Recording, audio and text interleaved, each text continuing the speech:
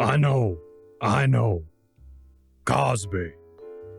I'll be honest, I don't want to believe. I don't want to believe he got up to the things people said he did. Because Cosby. Bill Cosby. Great stand-up act, I Spy, Fat Albert and the Cosby Kids, The Cosby Show. He was America's dad. He wore sweaters and everything. And then it all melted away like a pudding pop left out in the sun. But hey, I'm an adult. I'm mature enough to separate the art from the artist.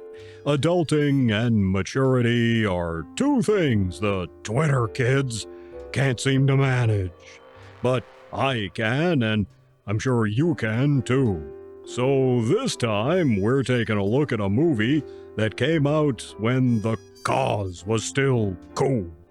Namely, Ghost Dad from 1990, a family film starring, you guessed it, Bill Cosby. Our story goes like this.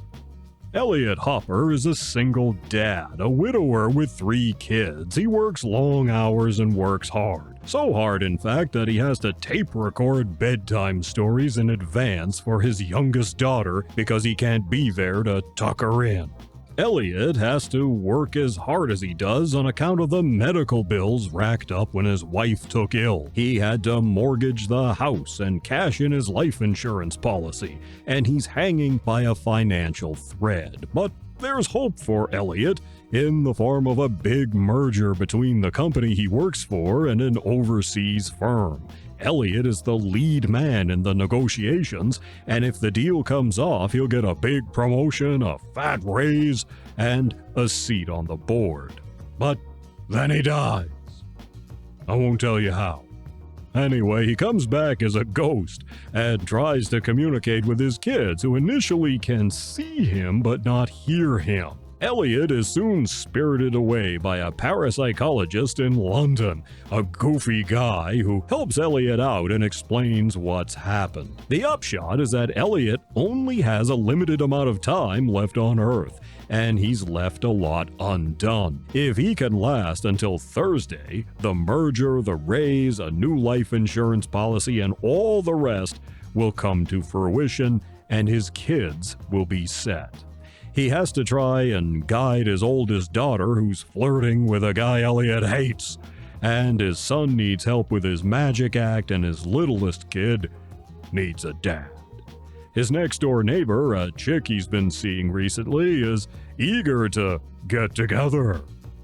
If you know what I mean.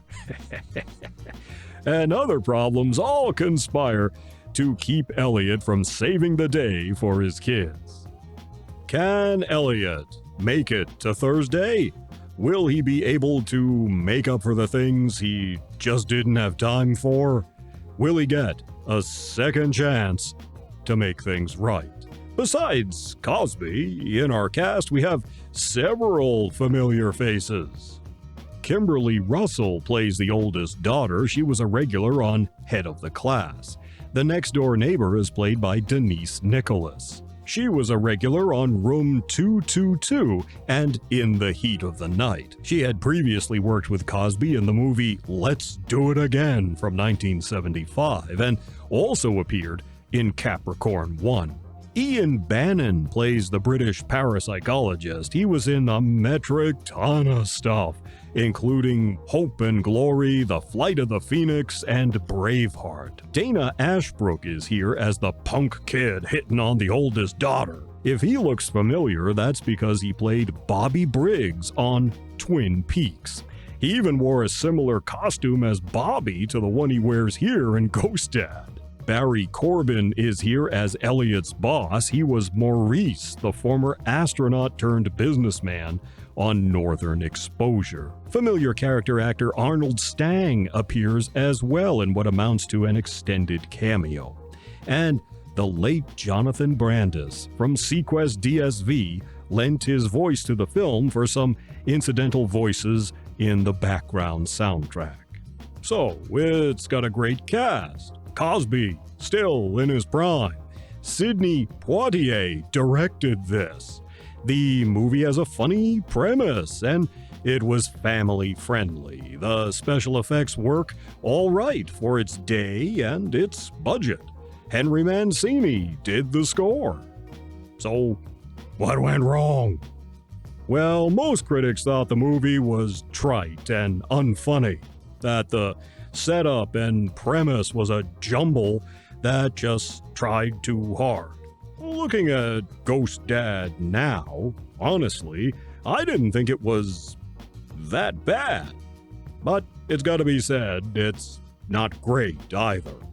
It's amiable, and it has some sweet moments as Elliot comes to terms with all that he's left undone, and there's a nice scene towards the end where he desperately tries to convince his teenage daughter to do the right thing before it's too late. But there's just something missing.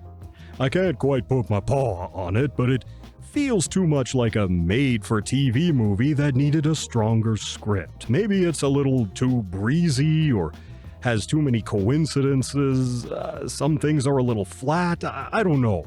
But the movie's not terrible.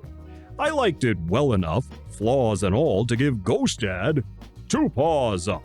There are worse things you can watch, especially on Disney+. Ugh. You take care of yourselves, and I'll see you in the next one.